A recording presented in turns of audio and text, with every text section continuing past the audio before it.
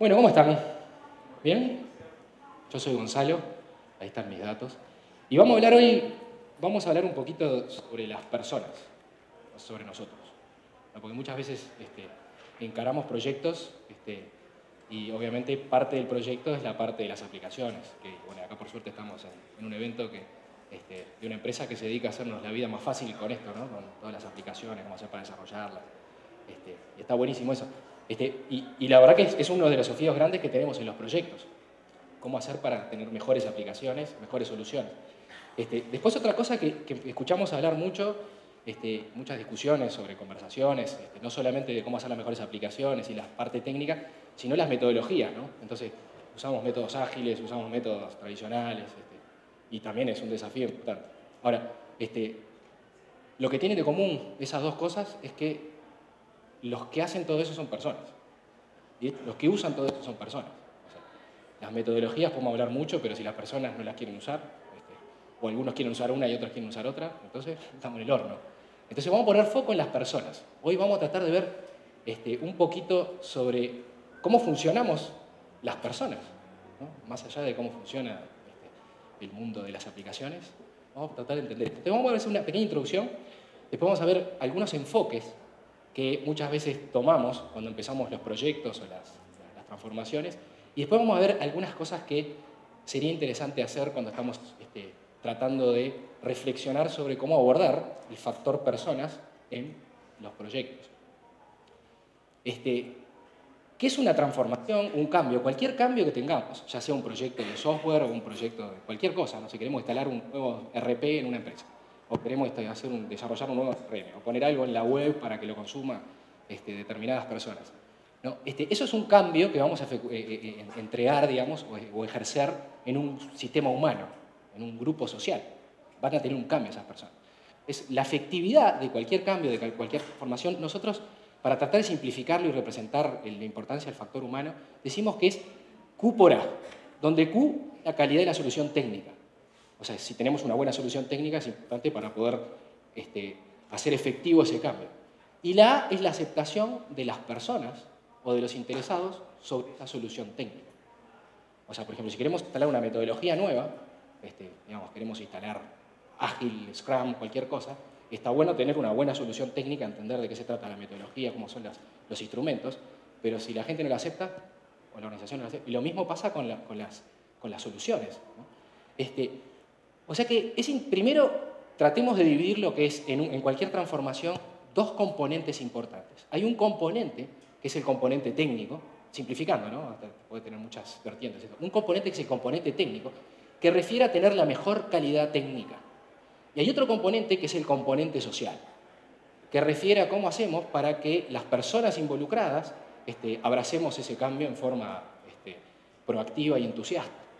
Y hoy vamos a dedicarnos un poquito al componente social, a esta A. ¿Cómo hacemos para trabajar en esta A? ¿No? Entonces, hay distintos enfoques y uno aborda los temas de distinta manera, ¿no? El enfoque clásico, el que uno generalmente trata de meterse, es ¿no? Vos tenés un problema, tenemos un problema, no sé, por ejemplo, el CRM no funciona, tenemos que cambiar el CRM, o quiero instalar un nuevo ERP, ¿no? O, no sé, cualquier problema tenemos que resolverlo. Venimos a las organizaciones a resolver problemas. Ese es un enfoque muy tradicional, ¿no? Entonces, con ese problema, ¿qué pasa? Y generalmente se arma un grupo de notables, y vamos a llamarlo así, estrategas, o como quieran llamarlo, gente que sabe mucho de algún tema y que realmente son notables, o sea, efectivamente deben ser notables, y deciden cómo hacer para resolver ese problema. Generalmente este grupo es un grupo pequeño, es un grupo de pocas personas que deciden qué es lo que hay que hacer en un grupo muy grande de personas. Entonces, ¿qué es lo que va a ocurrir después que este grupo salga con su conclusión? Que seguramente sea la mejor solución técnica. Créanme que lo que hemos visto es que generalmente esos grupos salen con la mejor solución técnica y es real. El problema es que cuando salen, hay algunas personas ahí afuera, ¿no? Entonces empiezan, no, pero ¿por qué hay que hacer esto? Pero, no, esto me parece que es mejor hacerlo así, porque además, sobre todo hay muchos latinos acá, muchos uruguayos y muchos, los latinos tenemos esa costumbre de cuestionar todo. Entonces, ¿por qué? Y mira, esto así, a mí no me gusta. Entonces, esto es lo que ocurre, tienen que salir a abogar y defender. Y eso provoca un desgaste brutal en todas las conversaciones y un montón de resistencia, sobre todo de la gente que no estuvo involucrada en tomar esa decisión. Este es el enfoque tradicional. Por ejemplo, voy a poner algunos ejemplos, ¿no? Muchas cosas que muchas veces nos enfrentamos nosotros porque nos llaman a un cliente y nos dicen, hicimos una encuesta de clima y queremos mejorar el clima. Ese es el enfoque tradicional, ¿no? Entonces, ¿qué te parece? Vamos a hacer un focus groups, que en definitiva es un grupo notable, y decidir cómo hacer para resolver el problema. O, ¿sabes qué? Estoy teniendo un problema porque los clientes se nos van, tenemos menos clientes. Entonces, ¿no? el ratio de quejas de clientes está aumentando, tengo problemas en los... Entonces, armamos un grupo de gente que conoce bien los clientes y tratamos de resolverlo. O así sucesivamente, no es lo que se te ocurra. Entonces, ese es un enfoque. Ahora, hay otro enfoque que es indagación apreciativa. ¿Alguien conoce esto, indagación apreciativa? Con este nombre no creo que lo conozca nadie. Es un nombre rarísimo. Este es un enfoque un poquito distinto. Y ahora vamos a hablar un poco de esto. El enfoque en vez de que algunos pocos decidan, se basa en que muchos decidan. Y uno dice, ¿cómo haces? No se puede. Sí se puede. Créanme que se puede. Ahora vamos a ver, estas son técnicas. ¿Viste cuando, no sé, a veces decís, ¿cómo haces para que un auto se maneje solo? ¿No? Y si vos te dicen así, es imposible. ¿No? Pero sin embargo hay técnicas. De hecho, ahora el evento está hablando un poco de todo esto también, ¿no? Acá también son técnicas distintas. Son técnicas de trabajo con personas. Que no estamos acostumbrados a hacer. De hecho, la primera vez que empecé, yo soy ingeniero en sistemas, ¿no? De hecho, hace 25 años que trabajo en proyectos de tecnología y estuve en los primeros eventos de Genexus. Tengo un cariño muy especial por Genexus. Y muchos de los proyectos que me tocó manejar tenían desafíos técnicos brutales, enormes. Trabajé 17 años en IBM, teníamos proyectos enormes. Ahora, ¿no les parece que los temas técnicos de alguna forma se resuelven? Porque de alguna forma, con algún lío, tuvimos 10.000 líos en el data center, que se cayó la base de datos, pero siempre había alguien que más o menos iba y lo resolvía, y más allá de la queja del cliente que a veces estaba fea. O sea, los temas con las personas... Entonces, cuando empecé a entender un poco más de qué se trataba todo esto, me empecé a apasionar, porque, de hecho, yo soy ingeniero en sistemas y después gerente de proyecto. Desde hace 17 años que soy gerente de proyecto certificado de PMI, me apasiona la práctica de gestión de proyectos. Me encanta, de hecho, es parte de lo que hago todavía. Ahora, la verdad es que los mayores problemas de los proyectos no se dan en la componente técnica. De hecho, generalmente los problemas que se dan en la componente técnica, la causa raíz es una componente social. O sea que por eso me parece tan interesante entender esto y de hecho cuando empecé a escuchar todo esto, empecé a escuchar que hablaban de tecnologías. Y yo dije, ¿cómo tecnología? Tecnología, no sé, es una base de datos. Bueno, hay tecnologías para tener diálogos sociales. ¿Sabían eso? Bueno, ahora ya lo saben. Hay tecnologías para poder tener una conversación productiva entre cientos de personas.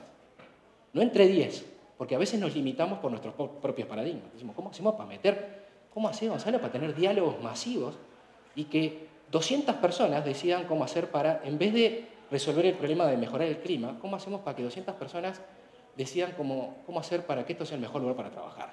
Es otra pregunta. Y vamos a hablar de las preguntas también. O sea que indagación apreciativa propone otra cosa. Propone tener diálogos masivos con mucha gente justamente para tratar de evitar la resistencia que sea después.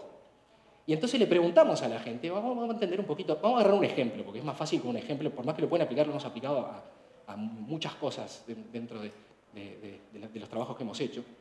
Vamos a agarrar uno que es bastante fácil. Por ejemplo, el clima laboral, ¿no? A veces hacemos una encuesta de clima y el clima no está tan bien. Entonces muchas veces, podemos agarrar otro si quieren, pero capaz que es más fácil, ¿no?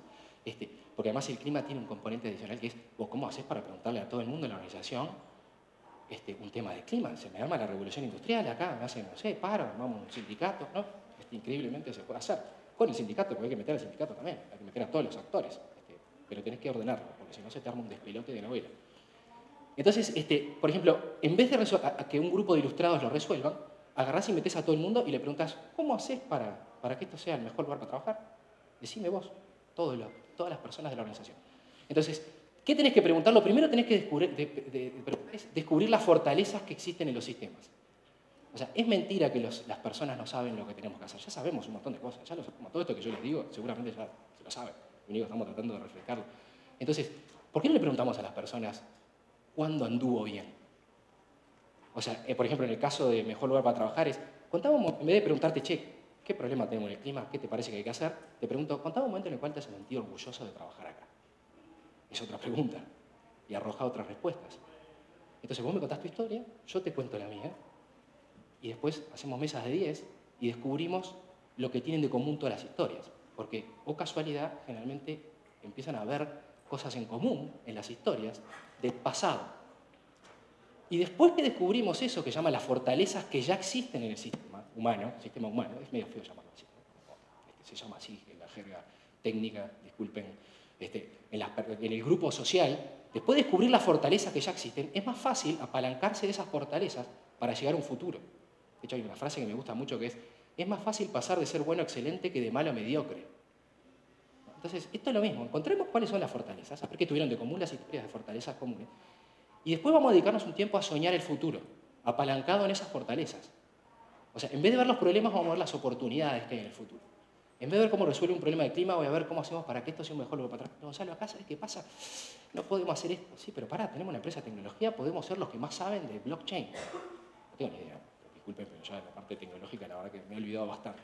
O sea que le preguntás sobre cuáles son las fortalezas del sistema, después le preguntás, a ver, contad vos, ¿cuál es el futuro que vos te gustaría tener? Porque cuando hablamos de mejor lugar para trabajar, estoy seguro que lo que vos pensás no es lo mismo que yo pienso. O sea que vamos a describir cuál es el futuro ese deseado y por último vamos a diseñar el camino en conjunto, todos juntos. Se puede hacer, aunque usted no lo crea. Vamos a ver un poquito más. Vamos a empezar de a uno. Primero, foco en resolver el problema. Esa es una de las principales fallas que tenemos los seres humanos y de hecho creo que lo tenemos cableado porque seguro, los primeros cerebros nuestros fueron reptiles y esos cerebros están preparados para fight or flight. Es o peleamos o nos vamos, ¿no? O sea, es un instinto. Vemos un problema y tenemos que hacer algo con eso porque si no nos comen los bichos. Entonces, lamentablemente estamos cableados para tener ese comportamiento. ¿Dónde están los problemas y cómo los arreglamos? De hecho, hay muchas personas que van a la organización y la pregunta es, che, a ver qué problema tengo para resolver hoy. Muchos. Y yo me incluyo muchas veces, en muchos días digo, a ver qué problema tendré hoy. En vez de ir a ver cómo hacer para explotar las oportunidades que tenemos por trabajar con un montón de colegas que saben un montón de cosas. O sea, vamos a ver esto, foco en resolver el problema. Que además es interesante, este señor Martin Seligman tomó la Asociación de Psicólogos de Estados Unidos allá por fines de los 90, cerca de los 2000. Y el tipo en su charla inaugural, un psicólogo estamos hablando, dijo, señores, me tomé el trabajo de revisar las revistas, en los últimos 30 años, las revistas de psicología de Estados Unidos, las principales revistas de psicología. Hay, creo que algo así como 40.000 artículos sobre la depresión, solo 400 sobre la felicidad, no era ni un 1%. O sea que sabemos un montón de cómo curar la depresión, pero no sabemos un caramelo de cómo ser felices. Y lamentablemente, eliminar las causas de depresión no te hacen feliz. Por eso pongo este ejemplo. Si vos eliminás todas las causas de depresión, no te hacen feliz. O sea que resolver el problema no te lleva a donde vos realmente querrías estar en muchas ocasiones. Por ejemplo, evitar que haya problemas higiénicos en el clima laboral no te hace que esta empresa sea mejor para trabajar. Evitar que los clientes no se quejen no te hace que los clientes sean fanáticos. Hay un salto enorme ahí. O sea que la pregunta acá es, en vez de ver los problemas, es qué es lo que sí queremos. No es qué es lo que no queremos, sino qué es lo que sí queremos.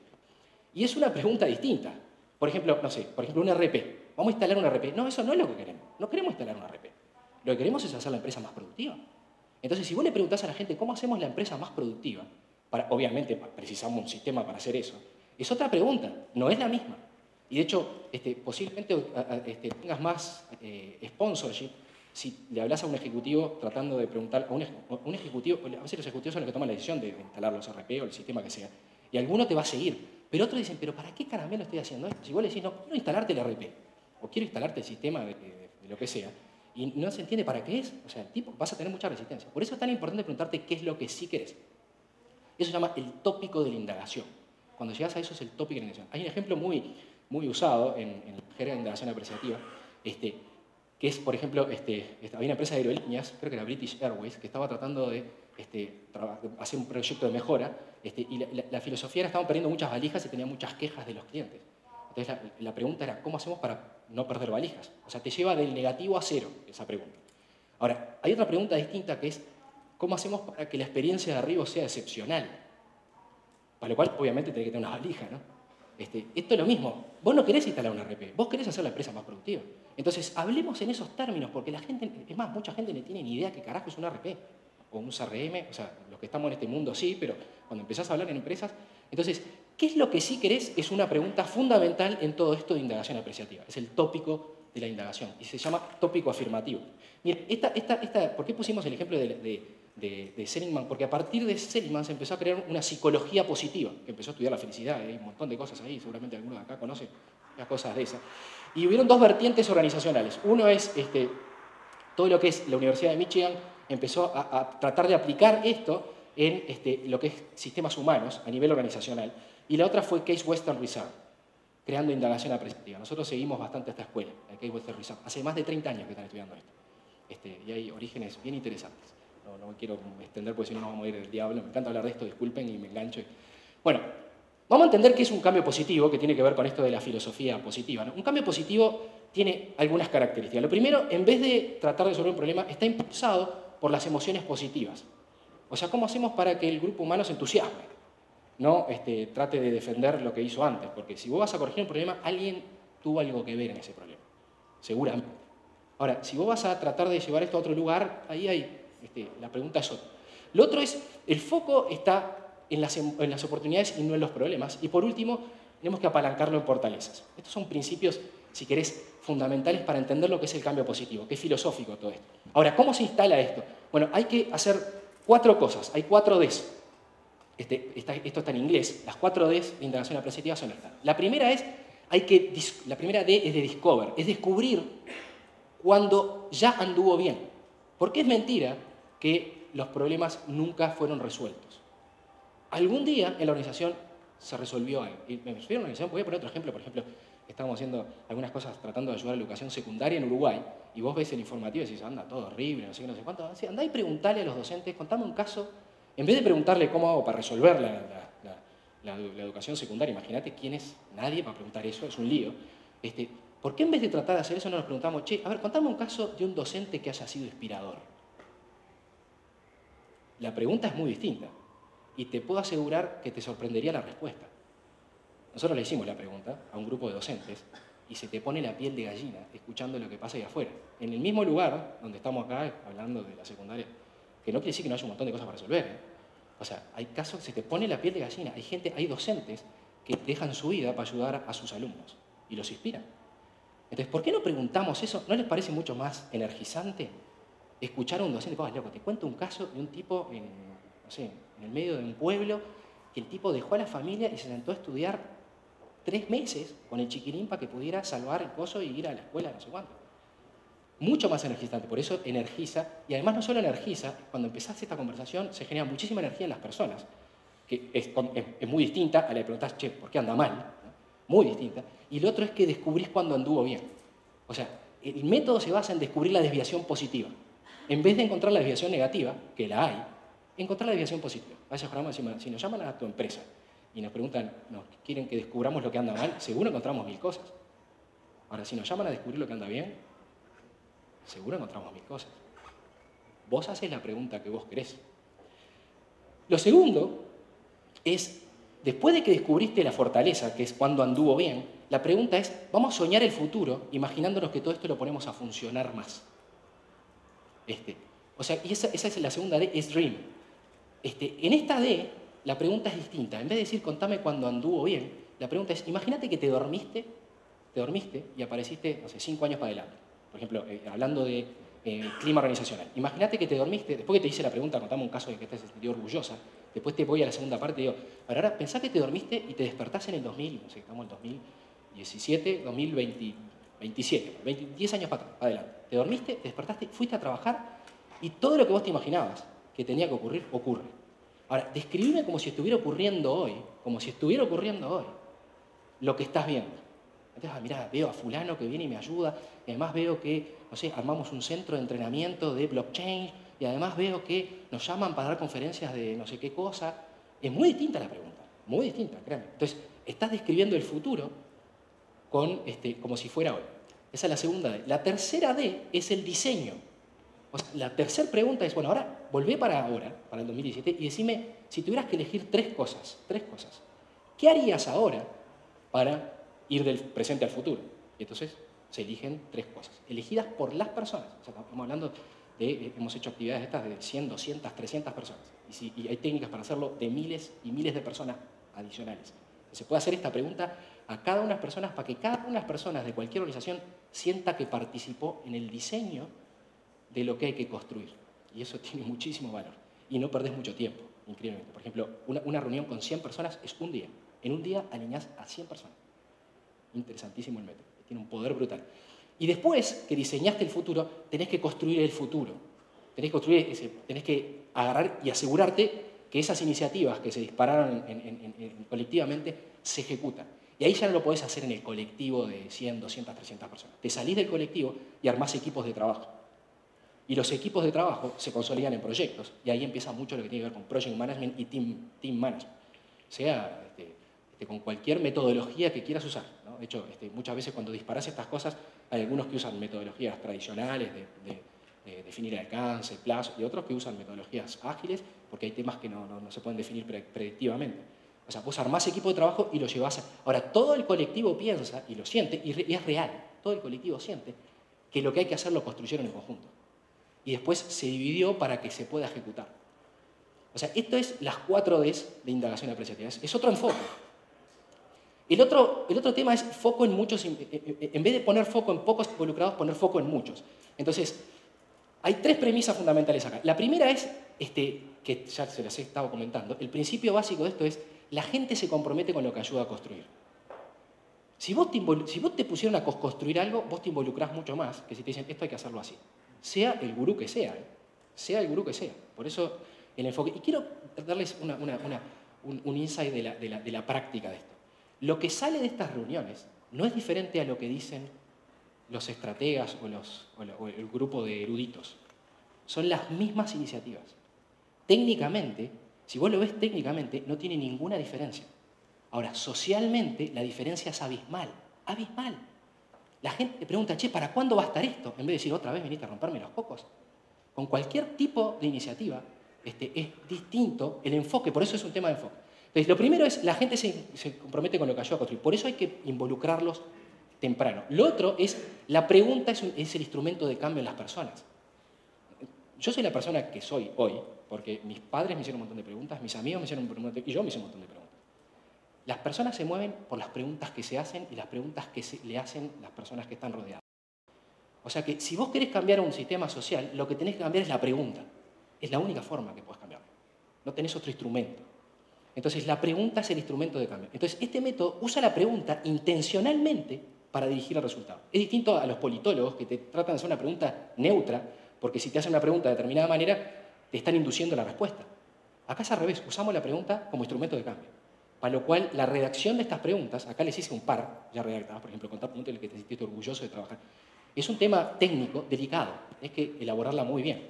Se establece un protocolo de preguntas para que la gente conteste. No es manipular, esto es genuinamente preguntarle cuándo fue un momento, no es que usamos la pregunta para manipular, no, usamos la pregunta para que la respuesta venga en una dirección, que es la que queremos que sea.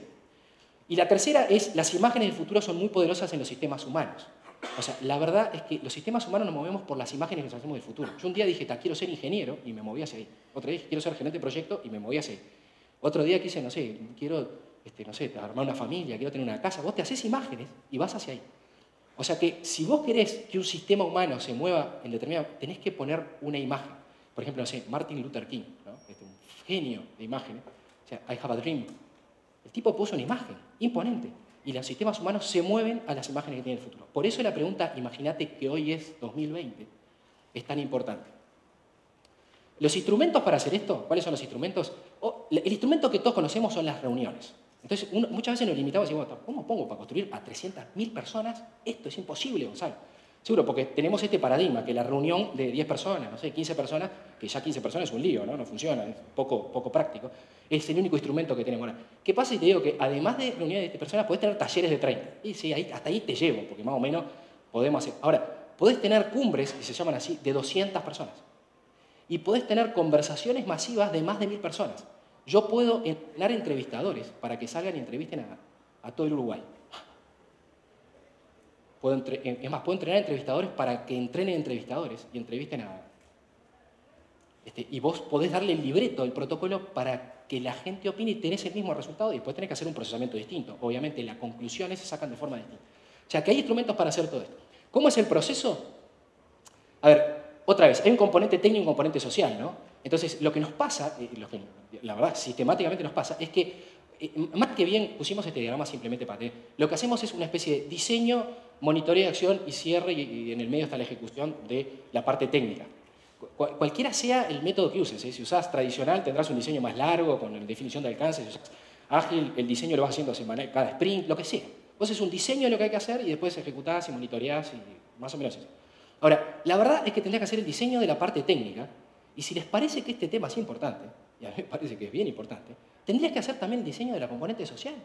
O sea, ¿qué actividades voy a hacer con el grupo humano para poder asegurarme el compromiso? No que estén informados. Es muy distinto hacer una conferencia y decir, muchachos, yo les digo esto, y otra vez es el modelo uno a muchos, a involucrarlos y ponerlos a codiseñar. Es muy distinto. Por eso es tan importante hacer un muy buen diseño. Y no requiere miles de horas, ¿eh? Les digo, por 100 personas en un día. Y después obviamente hay que hacer muchas actividades. Nosotros lo sabemos en la industria informática, porque el tema del testing, ¿no? Decimos, oh, está bien, hay que hacer testing y hay que involucrar al usuario al principio, dijimos, ¿no? En un momento dijimos, sobre el análisis no lo puede hacer alguien allá encerrado, vamos a meter a los usuarios. Y los técnicas ágiles, no, meter al usuario en cada interacción. O sea, ¿qué es eso? Estás involucrando a las personas que tienen que usar esto, los que saben, desde el principio. O sea, ya lo sabemos. Esto simplemente sistematiza ese enfoque. Entonces, ahora, el tema es que, igual que en los proyectos tradicionales, no lo puedes hacer solo una vez esto, tenés que hacer sprints, ir diseñando cosas. De hecho, cuando vas a diseñar temas sociales, vos tenés que, por ejemplo, armar un grupo. Por ejemplo, muchas veces el primer grupo es el grupo ejecutivo, no sé, el grupo, y después extendés. O sea, hay que armar un buen plan para hacer esto en forma incremental. O sea, varias veces. Y hay varias cosas en las cuales tenés que poner foco cuando estás haciendo esta planificación o este diseño y la ejecución. Lo primero es, ya lo hablamos, ¿cuál es el propósito? No el problema. ¿Cuál es la imagen positiva del futuro? ¿Para qué lo estamos haciendo? Las personas necesitamos saber para qué estamos haciendo las cosas, no solamente qué es lo que estamos haciendo. ¿Para qué estamos haciendo las cosas? Y después, ¿por qué hay que hacerlo? Que se llama sentido de urgencia. Una pregunta es el para qué, que es más inspiracional. La otra es, ¿y qué pasa si no lo hago? No es para amenazar, y de hecho no lo pueden usar mucho, porque los sistemas humanos en la amenaza no funcionan bien, pero tenés que saberlo. Alguien debería sentarse a definir cuál es el propósito. Y no alguien, todos deberían sentarse a definir cuál es el propósito. Porque a veces se confunde, seguro, entonces yo ahora voy a mi oficina y escribo lo que sea. No, vos tenés que hacer un pedazo, pero después tenés que ir a tu equipo y definir para qué venimos acá todos los días, en el equipo, y después en la organización. Después, ningún cambio ocurre si no tenés buenos líderes. Y muchas veces cuando hablamos de change management, dicen, pase change es manejo de interesados, que está acá, ¿no? Toda la parte de análisis de stakeholders, sí, esa parte es importante. Pero si no tenés un buen líder, estás sonado. Porque todas estas habilidades, estas son técnicas, pero hay una persona en particular determinante que es la que lidera todo esto, que tiene que tener ciertas habilidades de liderazgo, y hay un grupo ejecutivo que debería tener el poder para poder mover las cosas, porque si no estás jodido. Es más, lo que nos pasa cuando diseñamos las transformaciones de esta forma es que muchas veces se recorta el alcance del proyecto porque no tenés el empowerment para poder hacer lo que querés ahora. Te tenés que hacer una fase anterior para poder conseguir commitment, historias de éxito. Porque si te tirás a comerte todo el elefante de entrada, vas a perder. O sea, vas a perder. Entonces, más vale hacer algo chico. Mostrar que funciona. Ya lo sabemos todo esto. Pero esto hay que hacerlo por diseño. Igual que hacemos el diseño de una aplicación, hay que hacerlo con mucho detenimiento. No es menor. Si no, después nos revientan los cosos y... Bueno, por último, ya estamos cerrando. Un poquito pasado. Lo otro que tenés que armar es un buen equipo, obviamente. El líder es importante, pero el equipo de proyecto es fundamental. Y por último, tenés que entender... Estuvimos hablando bastante de temas de interesados. ¿Cuáles son los interesados? ¿Cómo hacemos para ponernos a conversar? Teniendo presente que en cualquier transformación hay un 5% de gente que son los iniciadores, un 15% que son adaptadores tempranos, un 30% que son pragmáticos, se van a subir bastante rápido, un 30% que van a ser conservadores, no se van a subir hasta que no vean que realmente funciona, y un 20% que son escépticos. Entonces tenés que poner a conversar esto rápido, pero de una forma muy medida. Y tal, más o menos eso es lo que le quería contar. No sé si se entendió algo. ¿Sí? ¿Hay tiempo para preguntas? ¿No? ¿Alguien tiene alguna pregunta? ¿Sí?